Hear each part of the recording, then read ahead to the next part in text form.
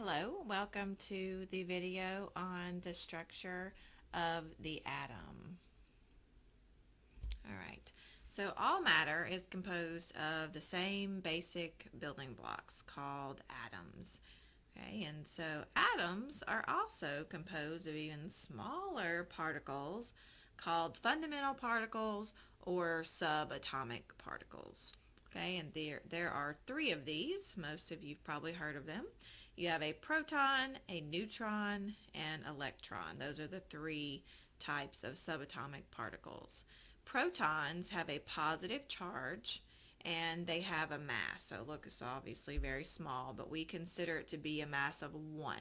Okay, AMU is the unit we use for this mass, and it just means atomic mass unit.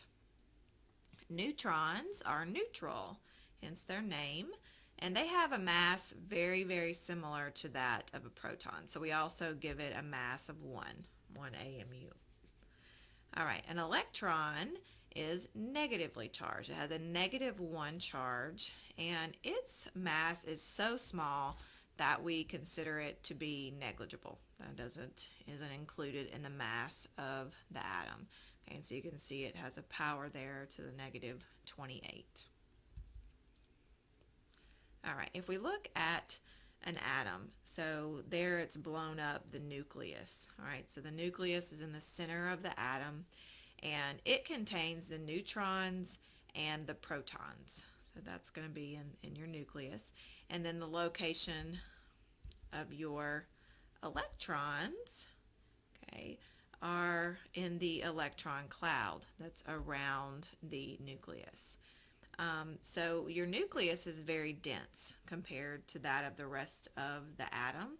It has a very dense core because that's where all of the mass of the atom is located, is in the nucleus. Okay, so it's very dense, but it's very small compared to the total volume of the atom. So the electron cloud is where your electrons are, and we'll talk more about about electrons and their orbitals and things like that later. But this is mostly volume, so it's mostly empty space, okay, because these electrons are so small. Okay, we just consider the rest of the atom to really be mostly empty space. Okay, so the total diameter of a nucleus, okay, is still very small in real life and what we think about, but is much bigger than that of the nucleus, so it's very small. You hear different comparisons, but one that I've heard that kind of stuck with me would be like if you were in a huge stadium, so football stadium or whichever one you prefer, that it would be like a flea hopping around in, or a flea in the huge stadium. So that little small flea, I've heard golf ball, I guess that would be quite a bit bigger, but that's kind of giving you an idea of how small the nucleus is compared to the whole rest of the atom. So there's a big difference there. Okay, one thing you want to think about, and we'll use this concept in your introductory chemistry classes, and even as you move on, if you do move on and on in chemistry, is that opposite charges attract. And this is just like a magnet. So if you have two positive ends, they're going to repel. If you have two negative ends, they're going to repel. So the same with protons and electrons. Two protons would repel each other. Two electrons are negative, so they would repel. And then if you had a proton and electron, then they would attract to each other because you have a positive charge attracted to a negative charge. All right, more about the periodic table. So if there's one thing I want you to take from this course or from an introductory chemistry course, is to understand and know how to use a periodic table, because you can find that anywhere and it tells you a lot about the elements and reactivity and chemistry in general.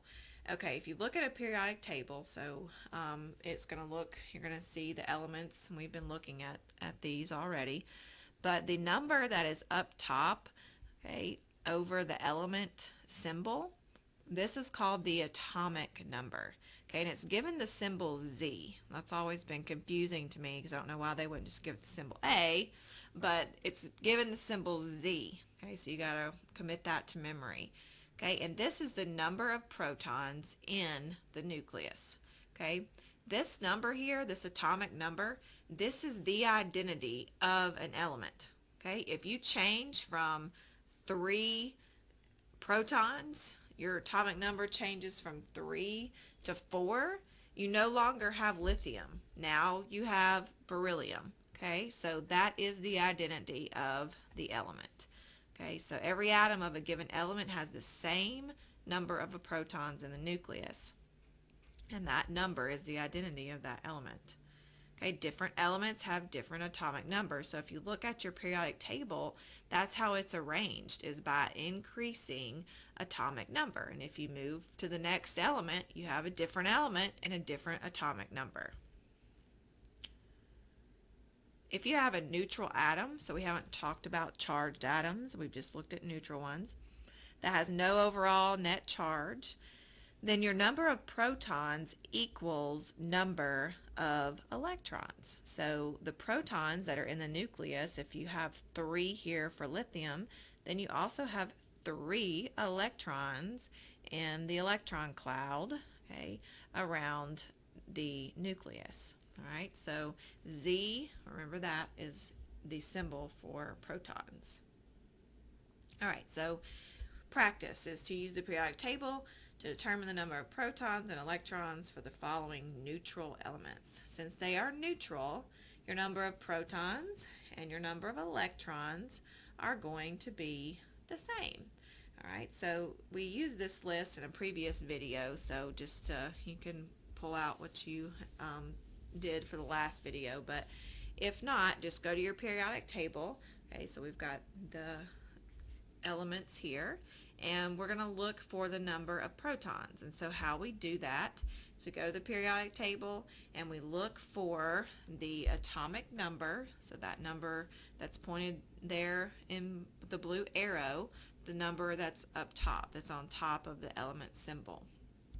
Okay, so get out your periodic table while I get to mine. Okay. All right. So if we look here and we find our element, okay, you're going to go down to atomic number 38. Okay, so we're looking for SR or strontium. We found it. It has an atomic number of 38. The atomic number is equal to the number of protons and number of electrons, because we have a neutral atom here.